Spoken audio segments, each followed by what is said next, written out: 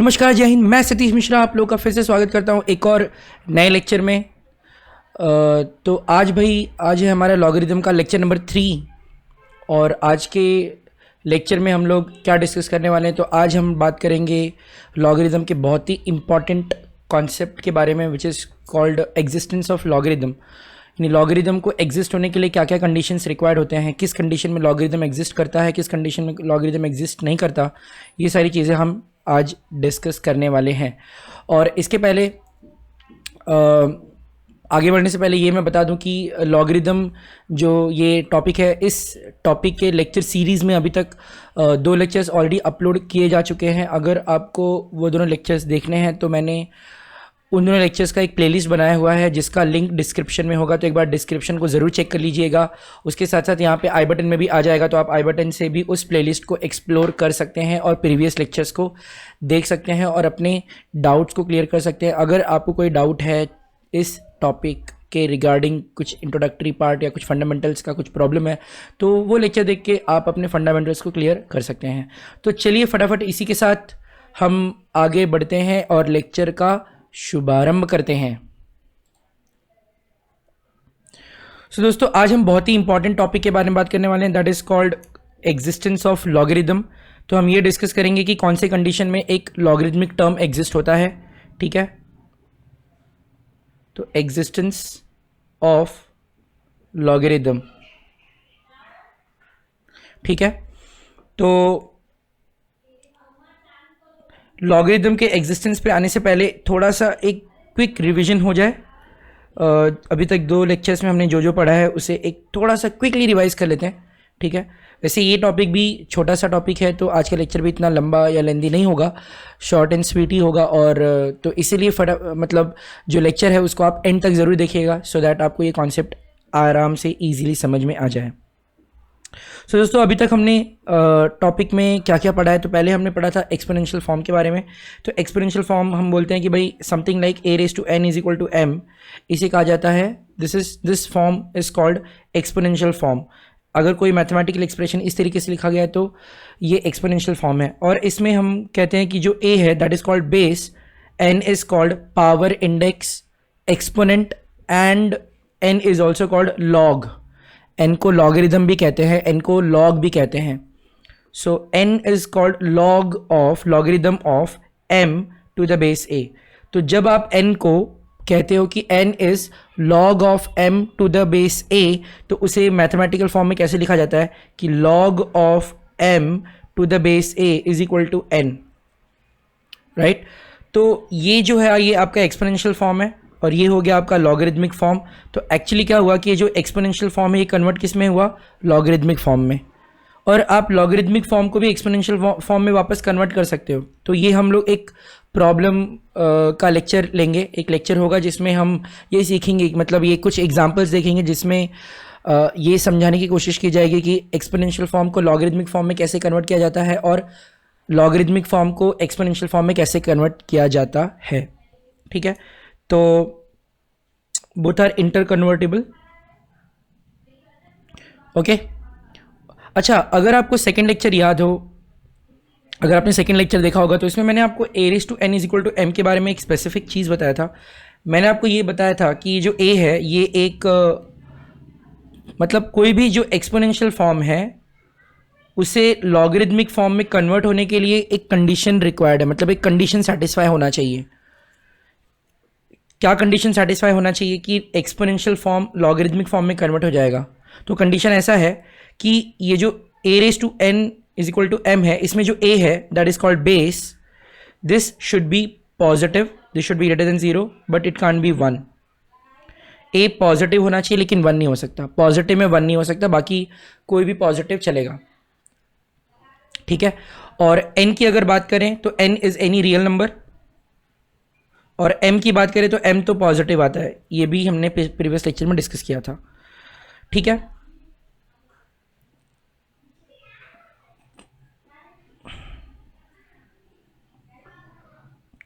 ठीक है, तो जब सबसे इंपॉर्टेंट इसमें क्या है मालूम है, ये बेस का वैल्यू, बेस पॉजिटिव होगा लेकिन 1 नहीं हो सकता। अगर ये कंडीशन सेटिस्फाई होता है किसी भी एक्सपोनेंशियल फॉर्म में, किसी भी एक्सपोनेंशियल फॉर्म का जो बेस है अगर वो पॉजिटिव है एक्सेप्ट 1 तो उसका लॉगरिदमिक फॉर्म बनेगा। लेकिन अगर बेस अगर नेगेटिव आया तो उसका लॉगरिदमिक फॉर्म नहीं बनेगा। अगर बेस 0 है तो भी नहीं बनेगा, अगर बेस 1 है तो भी नहीं बनेगा।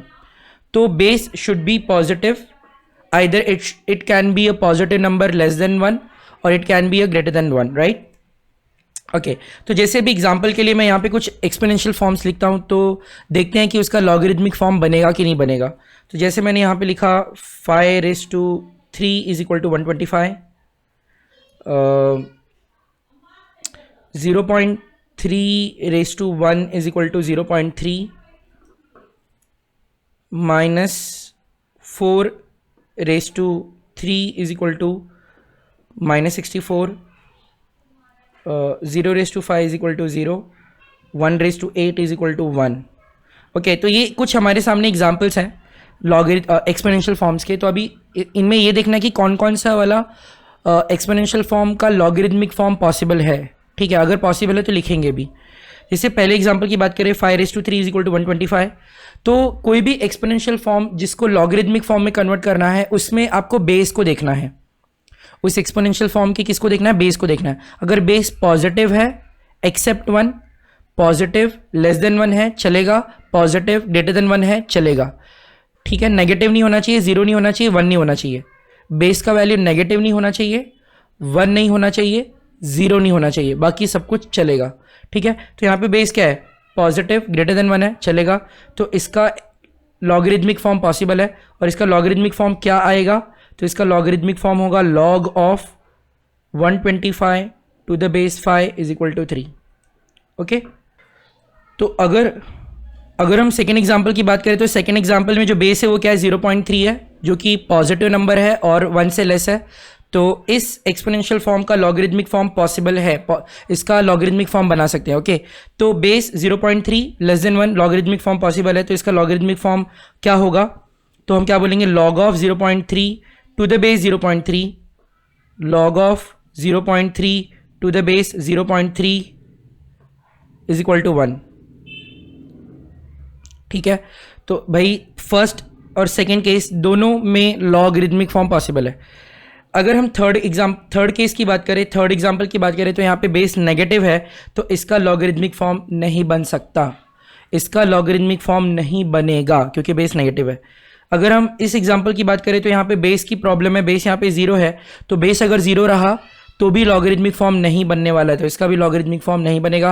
और लास्ट में अगर हम बात करें तो लास्ट में बेस 1 है तो इसका भी लॉगरिदमिक फॉर्म नहीं बनेगा। तो बेस अगर नेगेटिव रहा तो लॉगरिदमिक फॉर्म नहीं बनने वाला, बेस अगर 0 रहा तो भी लॉगरिदमिक फॉर्म नहीं बनने वाला, अगर बेस 1 रहा तो भी लॉगरिदमिक फॉर्म नहीं बनने वाला है।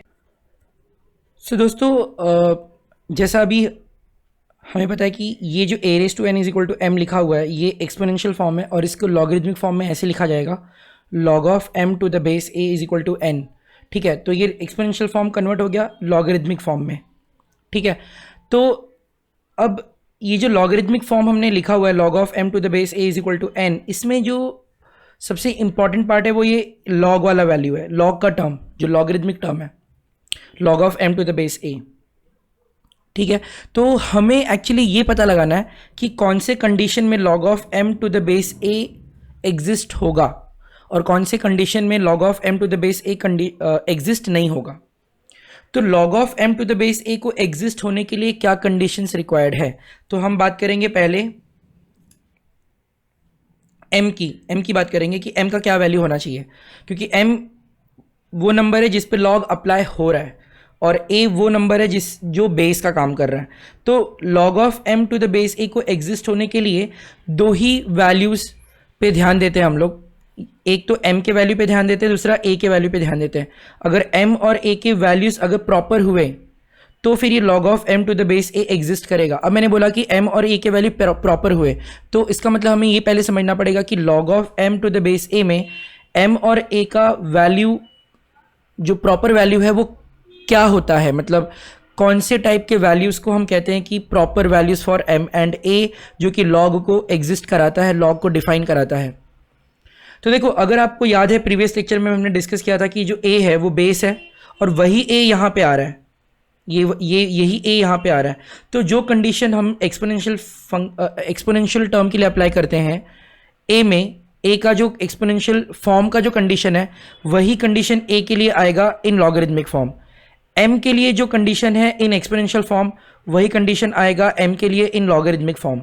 ठीक है, तो हमने ये पढ़ा था कि एक्सपोनेंशियल फॉर्म में जो एम होता है ये हमेशा पॉजिटिव होता है, तो लॉगरिथमिक फॉर्म में भी जो एम होगा वो हमेशा पॉजिटिव होना चाहिए।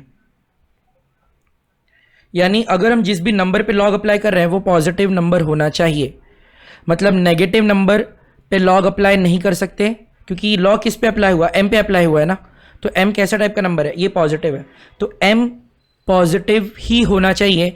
एम नेगेटिव नहीं हो सकता, एम ज़ीरो नहीं हो सकता, एम सिर्फ और सिर्फ पॉजिटिव ही होना चाहिए। इसका मतलब ये हुआ कि हम सिर्फ और सिर्फ पॉजिटिव नंबर का ही लॉग डिफाइन कर सकते हैं, हम नेगेटिव नंबर का लॉग डिफाइन नहीं कर सकते। क्यों? क्योंकि देखो ना आप, हमने ये डिस्कस किया था पिछले लेक्चर में कि a raise to n is equal to m होता है, और ये एम हमेशा पॉजिटिव आता है, ए चाहे कुछ भी हो पॉजिटिव, ए क्योंकि पॉजिटिव नंबर है, राइट, एक्सेप्ट वन। तो ए का कोई भी पावर लो आप, positive power, negative power, zero, कुछ भी लो, तो ये हमें एम हमेशा पॉजिटिव ही आएगा। और अगर एम हमेशा पॉजिटिव आ रहा है तो हम एम पे ही तो लॉग अप्लाई कर रहे हैं ना, इसका मतलब हम पॉजिटिव पे ही लॉग अप्लाई कर रहे हैं, ये नेगेटिव नहीं हो सकता। एक्सपोनेंशियल फॉर्म में जो m है ये नेगेटिव नहीं हो सकता, ये जीरो नहीं हो सकता। इसका मतलब नेगेटिव पे लॉग कभी नहीं अप्लाई होगा और जीरो पे लॉग अप्लाई कभी नहीं होगा। लॉग अप्लाई होगा सिर्फ और सिर्फ पॉजिटिव नंबर पे ही, ये बात याद रखना। तो पॉजिटिव नंबर का ही लॉग डिफाइन होता है, नेगेटिव का लॉग डिफाइन नहीं होता, ज़ीरो का लॉग डिफाइन नहीं होता। तो ये तो हो गया m के लिए। अब आती है बारी a की बारी, राइट, कि a कैसे टाइप का नंबर होना चाहिए। तो हमने ये एक्सपोनेंशियल फॉर्म में पढ़ा था कि ये जो a है जो कि बेस का काम कर रहा है ये पॉजिटिव होगा एक्सेप्ट वन। तो बस लॉगरिथमिक फॉर्म में भी जो a बेस का काम कर रहा है वो भी पॉजिटिव होगा एक्सेप्ट वन। मतलब ये जो a का वैल्यू है या तो ये 0 और 1 के बीच में लाई करेगा, या फिर ये जो, सॉरी गलती हो गया, ए का वैल्यू 0 एंड 1 के बीच में लाई करेगा, या फिर ए का वैल्यू 1 से ग्रेटर होगा, राइट। तो लॉगरिथम में जो, लॉगरिथमिक टर्म में जो बेस होगा वो पॉजिटिव होना चाहिए एक्सेप्ट वन। मतलब बेस, लॉग का जो बेस है वो नेगेटिव नहीं हो सकता, नेगेटिव नहीं हो सकता, ज़ीरो नहीं हो सकता, वन नहीं हो सकता, पॉजिटिव लेस देन वन चलेगा और पॉजिटिव 1 से ग्रेटर चलेगा। ठीक है, तो अगर m और a की ये दोनों कंडीशन सेटिस्फाई हुए तो ही log of m to the base a define हो रहा है, तो ही log of m to the base a exist कर रहा है। अच्छा, ये तो log of m to the base a की बात हो गई। ठीक है, अच्छा, what about the whole thing कि log of m to the base a मतलब n का क्या वैल्यू आएगा। तो हमने एक्सपोनेंशियल फॉर्म में बोला था कि n एक पॉजिटिव, n एक रियल नंबर होगा, जो a का पावर है वो एक रियल नंबर होगा, मतलब वो पॉजिटिव भी हो सकता है, नेगेटिव भी हो सकता है, जीरो भी हो सकता है। तो यहाँ पे भी जो n है वो एक रियल नंबर है। n मतलब क्या, log of m to the base a, ये एक रियल नंबर आता है। ठीक है, तो हमें ये बात याद रखना है कि अगर m पॉजिटिव है और a positive but a can not be equal to 1, तो then log of m to the base a exist करेगा। और इसके साथ साथ कि log of m to the base a जो है it would be a real number, log of m to the base a एक रियल नंबर होगा। ठीक है, ये बात समझ में आ रही है आप लोग को। तो ये बात याद रखना कि m positive and a positive but not 1, then log of m to the base a will exist and log of m to the base a का जो वैल्यू होगा वो एक रियल नंबर आएगा। log of m to the base a positive भी हो सकता है, नेगेटिव भी हो सकता है, जीरो भी हो सकता है। ये पूरा ओवरऑल की बात कर रहे हैं हम, ओवरऑल वैल्यू की बात कर रहे हैं हम। ओवरऑल वैल्यू यानी log of m to the base a can be positive, it can be positive or it can be negative or it can be zero। ठीक है, ओके।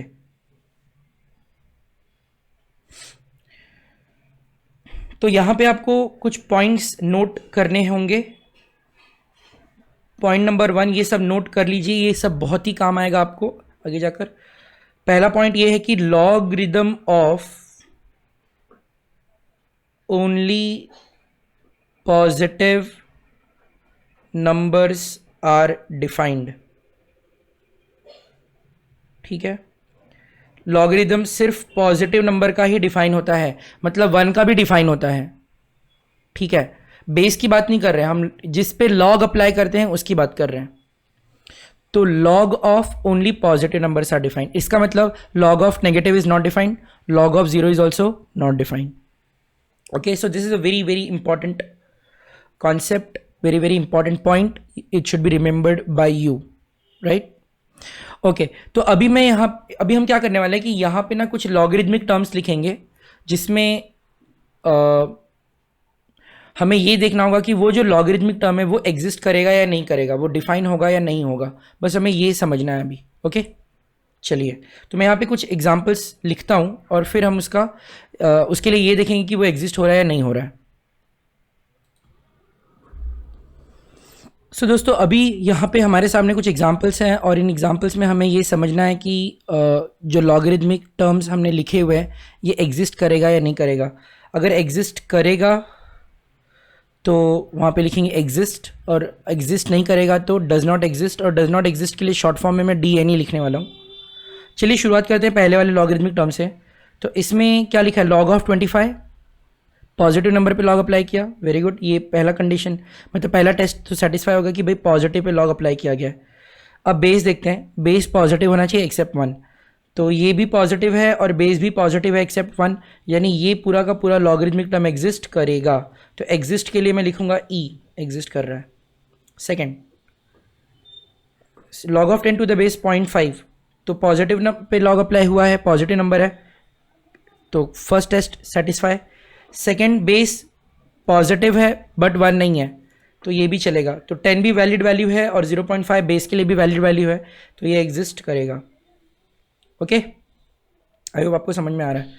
थर्ड एग्जांपल की बात करें तो लॉग किस पे अप्लाई हुआ है, 0.9, बेस कितना है 1/3, तो 0.9 पॉजिटिव नंबर है तो बराबर है, पॉजिटिव का लॉग डिफाइन होता है, बट बेस पे ध्यान देना पड़ेगा, तो बेस क्या है 1/3, ये भी पॉजिटिव है एक्सेप्ट 1, तो ये दोनों वैल्यू भी वैलिड है, यानी ये पूरा का पूरा लॉगरिदमिक टर्म एग्जिस्ट कर रहा है, तो ये भी एग्जिस्ट करेगा। इसके बाद में log of 1/16 to the base 0.5, तो लॉग ऑफ 1/16, तो 1/16 पॉजिटिव नंबर, तो पॉजिटिव पे लॉग अप्लाई किया चलेगा, बेस पॉजिटिव है एक्सेप्ट 1, तो पॉजिटिव पे लॉग अप्लाई हुआ और बेस पॉजिटिव है बट 1 नहीं है, तो ये दोनों वैल्यूज ही वैलिड है, इसका मतलब ये पूरा लॉगरिदमिक टर्म एग्जिस्ट करेगा। ओके, सब एग्जिस्ट कर रहा है भाई। यहाँ पे लॉग ऑफ 3/4 जो कि पॉजिटिव है, और to the base 1/6, log of 3/4 to the base 1/6, तो 3/4 जो कि पॉजिटिव नंबर है तो इस पर लॉग अप्लाई हुआ, और इसका बेस 1/6 है, ये भी पॉजिटिव है बट 1 नहीं है, तो ये यहाँ पे ये 3/4 भी वैलिड है और ये बेस में 1/6 भी वैलिड है, यानी ये पूरा का पूरा लॉगरिदमिक टर्म एग्जिस्ट करेगा। ओके, अब आते हैं नेक्स्ट एग्जाम्पल पे। यहाँ पे क्या बोला, log of 20 to the base -3, अच्छा 20 पे लॉग अप्लाई किया, वेरी गुड, पॉजिटिव है, लॉग पॉजिटिव का ले रहे हैं, चलेगा, लेकिन ध्यान दो नेगेटिव बेस आ गया, नहीं चलेगा, लॉग का बेस नेगेटिव नहीं होना चाहिए, भले ये पॉजिटिव है तो क्या हुआ, लेकिन बेस नेगेटिव नहीं होना चाहिए। तो चाहे आप यहाँ पे कुछ भी वैल्यू रखो, यहाँ पे पॉजिटिव भले ही हो, पॉजिटिव का लॉग भले ही लिया गया हो, लेकिन बेस नेगेटिव है ना, तो इसका मतलब ये लॉग एग्जिस्ट नहीं करने वाला है, तो क्या बोलेंगे, डज नॉट एग्जिस्ट। ओके, पहला डज नॉट एग्जिस्ट हुआ। सेकेंड, सेम, लॉग ऑफ 0.025 जो कि पॉजिटिव है बट बेस नेगेटिव है ना, तो लॉग डज नॉट एग्जिस्ट, ये लॉग एग्जिस्ट नहीं करेगा। ठीक है, next example, log of -3 to the base 2, log किस पे अप्लाई किया, नेगेटिव पे, अगर नेगेटिव पे लॉग अप्लाई किया तो फिर बेस देखना ही नहीं है, अगर पॉजिटिव पे लॉग अप्लाई किया है तो ही हम बेस पे जाएंगे, अगर नेगेटिव पे लॉग अप्लाई किया तो नेगेटिव का लॉग एग्जिस्ट करता है क्या, नहीं करता है, तो बेस चाहे कुछ भी हो उससे फर्क नहीं पड़ेगा, ये लॉग एग्जिस्ट होने वाला नहीं है, डज नॉट एग्जिस्ट। इसके बाद लॉग ऑफ नेगेटिव, फिर से नेगेटिव आ गया, यहाँ पे बेस भी नेगेटिव है, तो ये दोनों तरीके से वैलिड नहीं है, तो क्योंकि नेगेटिव पे लॉग अप्लाई हुआ तो ऐसा लॉग कभी भी एग्जिस्ट नहीं करता जहाँ पे हम नेगेटिव पे लॉग अप्लाई कर रहे हैं, उसके बाद में log ऑफ -5, फिर से नेगेटिव पे log अप्लाई हुआ, तो नेगेटिव पे log अप्लाई हुआ तो ये एग्जिस्ट नहीं होगा। इसके बाद log ऑफ -30 फिर से नेगेटिव है, तो नेगेटिव पे log अप्लाई हुआ है तो एग्जिस्ट नहीं करेगा। ओके, log ऑफ 250, अच्छा फिर से पॉजिटिव आ गया, ठीक है। अब बेस देखेंगे, पॉजिटिव पे जब भी log अप्लाई होगा तो बेस देखेंगे, तो बेस तो यहाँ पे 1 है। रिमेंबर, log का बेस कभी भी 1 नहीं होना चाहिए, तो क्या बोलेंगे, does not exist. Base positive होगा लेकिन 1 नहीं हो सकता, पॉजिटिव में 1 नहीं हो सकता। लॉगरिदम का बेस नेगेटिव नहीं हो सकता, लॉगरिदम का बेस 0 नहीं हो सकता, लॉगरिदम का बेस 1 नहीं हो सकता, बाकी सब कुछ चलेगा। बाकी में क्या बचा ही, पॉजिटिव बचा ना, पॉजिटिव लेस देन 1 या फिर पॉजिटिव ग्रेटर देन 1 चलेगा। अब यहाँ पे log ऑफ फिर से पॉजिटिव नंबर है, तो बेस देखेंगे, बेस 1 है तो log एग्जिस्ट नहीं करेगा, log का बेस 1 नहीं होना चाहिए। इसके बाद में log ऑफ 37/40, ये तो पॉजिटिव है लेकिन बेस देखो, अरे बेस तो नेगेटिव 0 है, तो log का बेस 0 हो सकता है क्या, नहीं, तो ये एग्जिस्ट नहीं करेगा। log ऑफ 43/40, फिर से ये log ऑफ पॉजिटिव है लेकिन बेस पे ध्यान देंगे तो बेस तो फिर से 1 है, तो फिर से ये log एग्जिस्ट नहीं करेगा, डज नॉट एग्जिस्ट। और इसके बाद में लास्ट में log ऑफ पॉजिटिव है 2165 और बेस में क्या लिखा है, √2 जो कि पॉजिटिव है, तो log of positive with the base positive to the base positive number, तो ये भी वैलिड वैल्यू है और √2 भी वैलिड है, तो इसके लिए ये वाला जो log है लास्ट का वो एग्जिस्ट करेगा। ठीक है, तो उम्मीद करता हूँ कि आपको ये समझ में आ गया होगा कि कौन से केस में log एग्जिस्ट करता है, कौन से केस में log एग्जिस्ट नहीं करता है। ठीक है, तो फिर से जाते जाते ये बता देता हूँ कि अगर हमारे पास log of m to the base a करके कोई लॉगरिदमिक टर्म है तो इसके एग्जिस्ट होने के लिए आपको m और a दोनों के वैल्यू पे ध्यान देना है। तो पहला हम बात करेंगे m की, तो m जिस पे log अप्लाई किया गया है वो एक पॉजिटिव नंबर होना चाहिए, तो पॉजिटिव नंबर पे ही log अप्लाई होता है, रिमेंबर दैट। नेगेटिव नंबर पे log अप्लाई नहीं होता, 0 पे log अप्लाई नहीं होता, सिर्फ पॉजिटिव नंबर पे log अप्लाई होगा। और log के बेस की बात की जाए, a की बात की जाए, तो a जो है it should be positive but it can not B 1। मतलब क्या, इसी को अगर और आसान भाषा में और आसान शब्दों में अगर हम कहें तो ये हम कह रहे हैं कि जो हमारा बेस है वो बेस जो है या तो 0 और 1 के बीच में लाई करेगा, ठीक है, 0 और 1 के बीच में लाई करेगा, या फिर 1 से ग्रेटर होगा। log का बेस 0 to 1 के बीच में होना चाहिए या फिर 1 से ग्रेटर होना चाहिए। ओके, तो ये आज का लेक्चर हमने ये देखा कि लॉगरिदम एग्जिस्ट कब होता है और एग्जिस्ट कब नहीं होता, कौन से केस में एग्जिस्ट करेगा, कौन से केस में एग्जिस्ट नहीं करेगा। उम्मीद है कि आपको आज का जो पढ़ाया गया पार्ट है वो समझ में आया होगा। तो आज का लेक्चर आपने अभी तक सुना, अभी तक देखा, उसके लिए बहुत बहुत धन्यवाद। तो इस लेक्चर को अपने दोस्तों से, अपने सहपाठियों से, अपने मित्रों से इसको शेयर कर दीजिए, ठीक है, ताकि वो भी लॉगरिदम के इस बहुत ही इंपॉर्टेंट कॉन्सेप्ट को समझ सके। ठीक है, तो बस आज के लिए इतना ही। और अगर आपको ये लेक्चर अच्छा लगा तो भाई लाइक कर दीजिएगा, ठीक है। और अगर आपको कुछ कहना है, टॉपिक के बारे में कुछ डाउट है, तो आप कमेंट बॉक्स में लिख सकते हैं, ठीक है। और अगर आपके पास कोई स्पेसिफिक डाउट है जो आप मुझसे सॉल्व कराना चाहते हैं तो डिस्क्रिप्शन एक बार चेक कर लीजिएगा, उसमें एक फेसबुक ग्रुप का लिंक है, Facebook group for doubt solving math bye SM नाम से एक ग्रुप बनाया गया है। उस ग्रुप को आप ज्वाइन कर सकते हैं और वहाँ उस ग्रुप में आप अपने डाउट्स को पोस्ट कर सकते हैं, ठीक है। तो वो डाउट्स मुझ तक पहुँचेगा, तो उसका सल्यूशन जो है, वो डाउट का जो सल्यूशन है, या तो मैं यूट्यूब पे अपलोड कर दूंगा या फिर उसी ग्रुप में अपलोड कर दूंगा, तो इससे कि आपका डाउट भी सॉल्व हो जाएगा। ठीक है दोस्तों, तो अगर आज का लेक्चर पसंद आया तो यार लाइक कर देना। बस मिलते हैं अगले लेक्चर में, तब तक आप अपना ख्याल रखिए। नमस्कार, जय हिंद।